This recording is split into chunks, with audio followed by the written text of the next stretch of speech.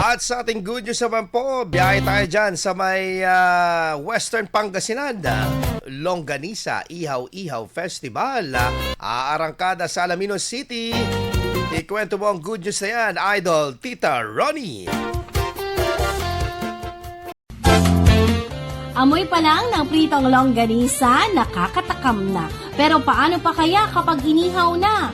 Sa Alaminos City, idaraos ang kapistahan ng isa sa mga lokal na produkto ngayong March 6 sa Central Business District ng lungsod para sa isang masaya at makulay na selebrasyon, ang Longganisa Ihaw-Ihaw Festival. Bukod sa island hopping, water sports adventure, may isa pang dahilan na para mas ma-inlove sa lungsod. Sa kauna-unahang pagkakataon, itatampok ang isa sa mga pamosong ipinagmamalaki ng syudad ang kanilang masarap at dekalidad na locally made longganisa. Higit pa sa aroma ng bawang at ibang pampalasa, madali ring matukoy sa ibang local-made longganisa sa bansa ang gawa mula sa Alaminos City dahil sa paggamit ng tingting o ugat ng dahon ng niyog upang selyuhan ang bawat piraso. Nakatakdang sabay-sabay na ihawin ang libo-libong piraso ng longganisa na tiyak na magpapalakas pa sa produkto para sa mga Alaminian at sa mga turistang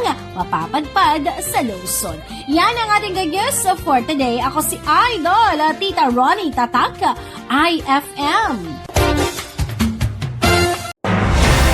IFM News. IFM News. IFM News.